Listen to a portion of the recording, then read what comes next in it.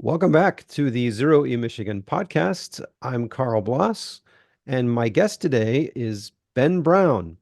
This is part two with Ben Brown, so if you haven't already, please listen to episode 46. There will be some things that I would like to do in the future in terms of longer range. Currently, I like taking Amtrak, Mhm. and so if I'm going on long distance, but there is this really fantastic car coming out that will operate. You can charge up to 40 miles just with solar in a day. Are you familiar with this car by any chance, I, Karl? Looking I, at I your happen background. I happen to be familiar with this. Talking about the Aptera. So now with all of this lead in, I wanted to pick your brain because I knew from a little birdie telling me, also you commenting on some of our videos, which is great, about the Aptera. And my thought was, well, not everybody can afford a Lucid Air for $169,000 or even a Tesla Model 3 for 30, $40,000. And to charge that vehicle and to put in the home charging infrastructure, which again, there's help for that. If you're a consumer's energy customer, you can get rebates. There are federal tax credits. But with a vehicle like the Aptera, with the extreme efficiency and the ability to charge directly from sunlight, I think this is a game changer. And I think maybe the thing I want to talk to you about is like, how do you feel that this can help people who are income qualified, who are struggling to make ends meet? We hear these things about electric cars are so expensive, but I think this vehicle, and I struggle to call it a car. It's an auto cycle officially Yeah, because it it's a really is. three-wheeler, but it Yeah. acts like a car. It's a two-seater. I mean, what do you think is the potential for people who otherwise may not be able to get into an electric vehicle? The thing about the Aptera, which is fantastic, a lot of people may not. I own a residence, so and you own a residence, and it makes it easier by far to charge. Even winter charging Right. is a much simpler. But with the Aptera, there's that possibility that if you're renting, even if you're renting a condo and your condo association does not allow you to put in a charger, you can still get a charge from the sun to help extend your range quite a bit, Right. to give you some range. Yeah. And that opens up doors.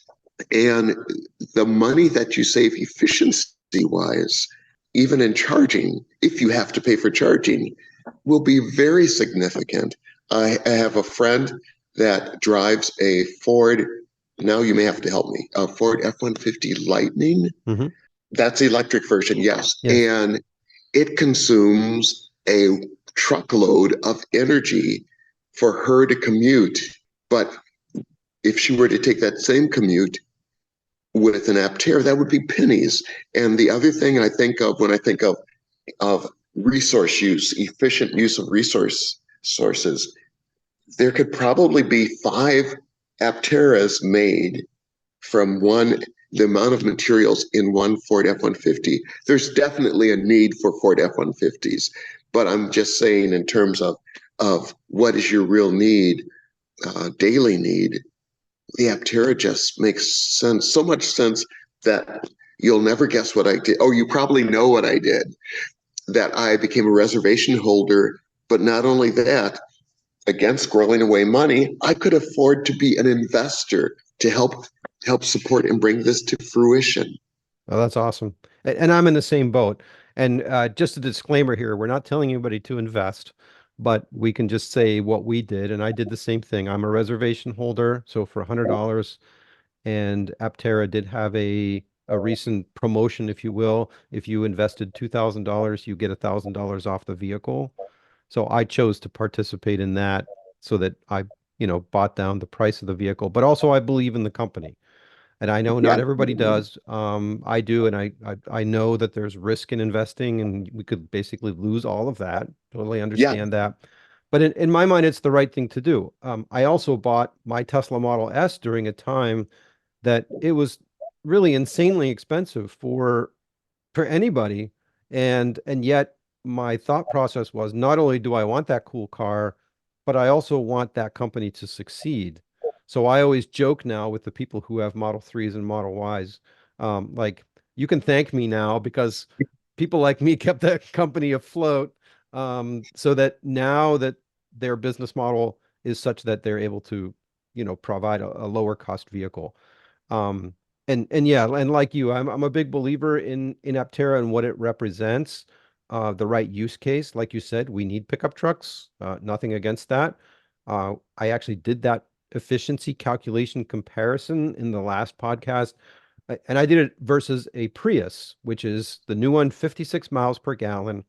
And if I remember my numbers correctly, for what is it, 40 miles a day, an Aptera would cost you 60 cents in electricity if you plug in. And Right. let's say you get half of that from the sun, it's 30 cents a day, right? And I think for the Prius, it was in the neighborhood of $2 a day, which also is not bad, but it's it's orders of magnitude almost difference. And again, you also don't have to do oil changes on a Prius. You still have to do oil changes, maybe not as often, but you still have to do it. So the maintenance is less. And the efficiency opens up so many doors. It's what you were saying about the F-150 Lightning. I had a chance to drive the one that we have as a company car, and I was getting 1.7 to 2 miles per kilowatt hour, which is not good. If you're an EV person, you kind of know what those numbers are like. It's like your miles per gallon versus, my Tesla or my Kia Niro are getting 3.5 to 4 miles per kilowatt hour. The F-150 is using twice the energy of even a small EV. And now take something like the Aptera, which is ultra streamlined. It's 100% designed for efficiency. So the shape, the motors, everything down to that they don't even want to have rear view mirrors. They'd rather have little cameras because it all contributes to slicing through the air so efficiently that the energy used for this vehicle is small. Like you also said, the resources, the battery on the launch edition is 40 kilowatt hours. That's about a third of the size of an F-150 Lightning. So now you can Whoa. build batteries for three of these vehicles for the same amount of lithium or whatever the materials are in the future, sodium batteries, solid state batteries, whatever it is in the future, you'll be able to build three of those vehicles versus one F-150 and, go just as far, if not further. Again, you're not going to haul a boat. You're not going to haul a load of rocks. You are not going to take it to a work site necessarily and do all the things that you can with a truck. I'm not dissing trucks here, but just putting it into perspective. If you're going to get groceries or you're taking, a kid to school and it's a two-seater, so you're only taking one kid to school, um, or any of those things, uh, just the efficiency is so much higher and it's so much cheaper to operate. The other thing is it's the not DIY, what is the right to repair, Right right? to repair. Yeah. And also it is, I think I've heard the rumor and I think it's been confirmed that they're designing it so within boundaries it can be upgraded. Hmm. If they go to a solid state battery and those are smaller, you should be able to get many more miles, but that's only theoretical. That's not a Yeah. proven thing. But they will have versions that they're planning to get 1,000 miles on a battery charge. Yeah. I applied for the 250. That's what I've reserved. Hmm. Um, I'm curious as to you, what color, if you had a choice on the Aptera, what color would you choose to get? My Aptera reservation history was a 600-mile version in white. I believe it's the Sol, upgraded stereo because I like my tunes, and the full solar. And then what happened is they came out with the launch edition and they said, if you want your Aptera first, we're going to build basically one set of specifications, and it's going to be the Luna, I believe. Is that right? The silver one. I'm probably getting Yes, this Luna. wrong. Luna. No, no, no. Um, You're good. There's Anyway, way it's the silver one. It's the one that's behind me in the picture. It's silver, full solar, 40 kilowatt hour battery, so 400-mile range, all-wheel drive. I didn't necessarily feel like I needed all-wheel drive, even though we live in Michigan. But I said, okay, fine, I'm going to go with the launch edition because I want mine sooner than my custom version. And it's since grown on me. And the other thing that I've heard is that the color is actually a wrap. So if I really don't like it, I could pay to have it rewrapped. Yes. I thought about the white, and then I thought black is always classy. So, I could go with my tuxedo and bring my partner with me if I had one and dress up, go to the opera. But I saw a wrap, and it was digitally altered um, of a killer whale of the pattern on the Aptera.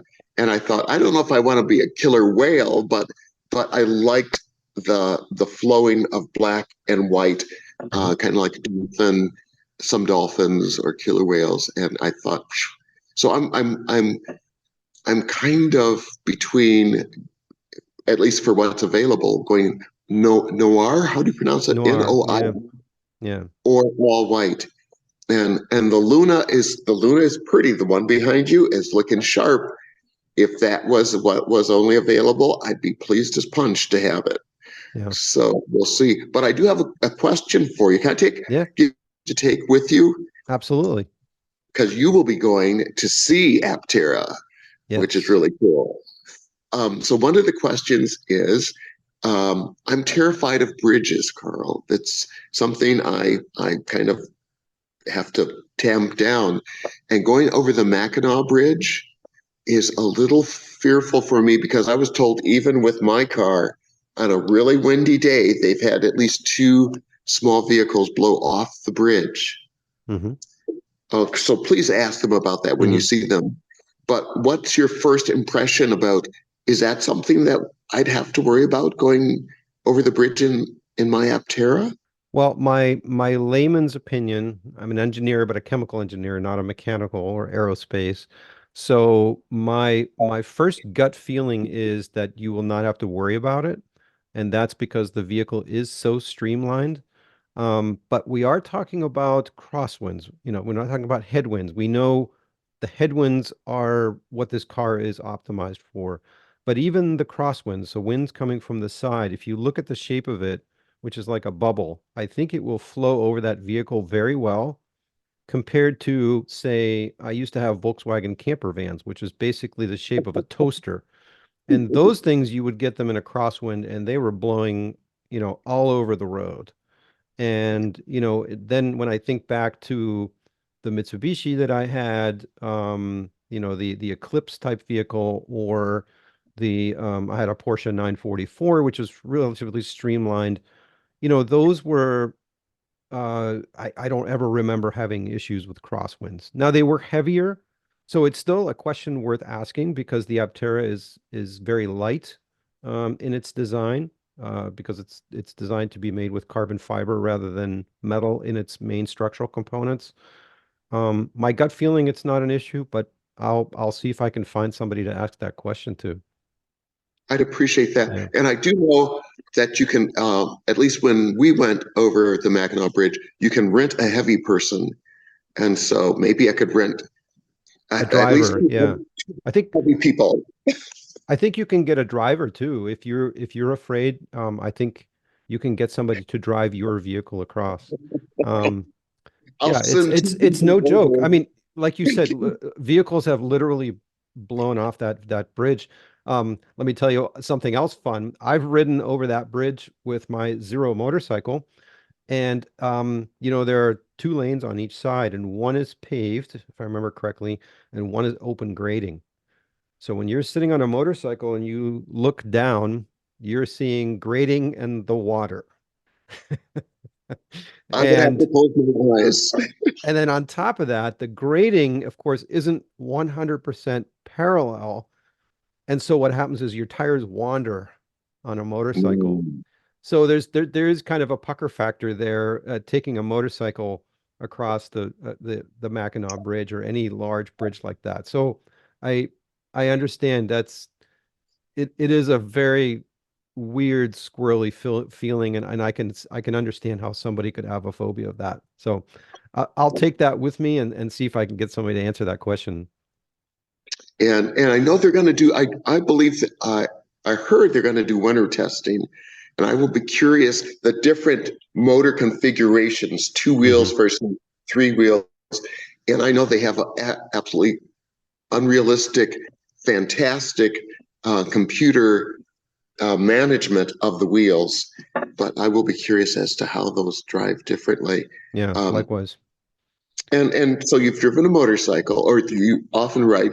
I can't believe you do a zero. That's great. Um, there are motorcycle trailers, right? Yes. Could you imagine it, just theoretically, not saying this is reality, Hmm. pulling a trailer behind an Aptera motorcycle trailer? I could see it, but obviously it impacts the range. I mean, I do that now with my Tesla Model Y. It does have a trailer hitch, and I pull a single motorcycle trailer with it. And the efficiency loss for that, because it is a bespoke motorcycle trailer. It's designed to be very small. So my range loss there is maybe 30%. And so what I'm finding is I'm still able to go 2.5 hours of driving before I need to stop to charge. Now, could the Aptera do that? I have no doubts in terms of the torque. My only question would be like, what does the actual detail of the coupling look like? Because if you notice, the tail of that vehicle is pretty high. So how would you get a trailer hitch ball onto that? Then my mind starts to wander down those kind of technical details. From a torque standpoint, being able to pull a motorcycle trailer, no doubt. Then it's only a matter of what does that also do to the aerodynamics, to the streamlining. We've just got done talking that, the whole point of that vehicle is it's so efficient, it doesn't need a big battery. Now, if you put something behind that vehicle that's absolutely not aerodynamic, again, an aerodynamic toaster, now does your range go in half? Does it even go less than that? You know, is it I even would think less than practical? that. So Yeah, I mean, I think because if you own an Aptera and someone were able to put a trailer hitch onto it, and you want to go down to your local, um, garden center and pick up some mulch and drive it home for 10, 20 miles, to me, no doubt that it could do it as long as, you have the right coupling and all that sort of thing. But in terms of range, I do have questions on how that would pan out. but and so I'm playing devil's advocate that Of way. course. But on the other hand, you have so much interior storage.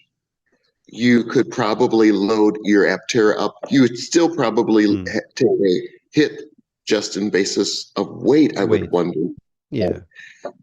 Yeah, I don't think the need would be the same, except the exception that comes to mind is I had to haul two pieces of fencing that was like 15-foot long cattle fencing. Hmm. And what we ended up doing is a friend of mine who has all electric Volvo, he has an ultralight trailer. And so we just borrowed it. And that once in how many years I've needed that. Yeah, So, exactly. Yeah, I yeah, mean, we rented a U-Haul trailer to help my daughter move when she was moving out of her college house. So we just went to U-Haul, took my Kia Niro, hooked it up. I mean, in terms of being able to pull the trailer, absolutely no problem. But range wasn't an issue because we were only moving locally. We weren't dragging this thing across the country. So right. again, the bigger and the less aerodynamic and the heavier a trailer, the more it's going to impact your range. But in terms of torque and being actually able to pull the trailer safely, uh, EVs are actually much better than I would say a similar comparable vehicle. Another question for you, Karl, is the license plate in back of the Hmm. Aptera. Hmm. For some reason, it's not a big thing, but small bother is I just wish they could recess it and get rid of the bulb of that one side of the Yeah. license plate has that like kind of round bulb thing. Hmm. I don't know if you noticed. Uh, I'm not sure if I heard this right, but you can correct me. But I think legally they have to have that on there, have that arrangement. Yeah. Is So that first of all, it's a motorcycle sized plate. So it's not a full size car plate. And then my understanding is that little mushroom thing that comes out, I think it's actually a bulb. You need to be able to illuminate the plate. So I think that's part of it. I don't remember if there's another function to it, like if that's the handle for releasing the hatch or something like that. I'm probably getting this way wrong, but No, if there's I another don't know. function to that, but I think there's a reason for it. If you look at Yeah. Aptera Owners Club channel, Steve dives into those kind of details, and I think I seem to recall that was discussed, but I don't remember exactly what it is. But my vision is that, you got this license plate and it needs to be illuminated at nighttime, so you need to have some way of obviously sticking something beyond the license plate so it can back illuminate towards the license plate itself. If only I was thinking they could have put like even just an LED Mm, light around the license plate to illuminate it. mm, But again, I think that mushroom type thing sounded like it was required, and I'm not sure. Like you say, it may be a functional thing for the vehicle, but if it's a legal thing, then that also could explain it. But I just mm. think if that's the case, that's a weird law. Do you on your Yeah. motorcycle? Do you have something like that? There's illumination, but there's not a thing that looks like a mushroom. I have a feeling there's another function to that. And so those of you listening to this, put it in the comments. Then maybe we'll learn something about what that's for. Aptera does everything with efficiency in mind. So if it didn't need to be there and if it was negatively impacting efficiency or even the aesthetics, I would say they wouldn't put it on there. So there must be a reason for it. Gosh, I'm hoping I can upgrade above 250 miles. We'll see what the budget allows. But you were really right about the idea of investing. It's wise not to invest if you can't afford to lose the money. Yeah, that's right. Now, it'd be nice if we all made a little bit of money on this, those of us that are investors. But I think for me, one of the biggest things is I believe in what the company is doing. I want to support that. So, and if I lose money along the way, but maybe something good comes out of it, let's say the vehicle doesn't come to be, but they're able to sell their technology to somebody else that then makes it into something useful, then to me that's still worthwhile, even if I don't get my Aptera. But I'd be very sad. I'm definitely looking forward to having this vehicle and driving it around, and I have a feeling those of us that are going to drive it, if we get to that point, taking a road trip will take much longer because every time we stop, someone's going to ask us questions. You're right on that for sure. Oh my gosh. So yes. Ben, And any other final thoughts on Apteras or EVs that you want to share with the audience? I'm trying to think of something that's serious because my first thought is if you don't have an electric car, and then I thought I better not say anything. I because for most people it's a progression. It's not like somebody turns the light on. Although for some people it's like once I took that ride in my car or in my car in my friend's Leaf, Mhm. I was sold.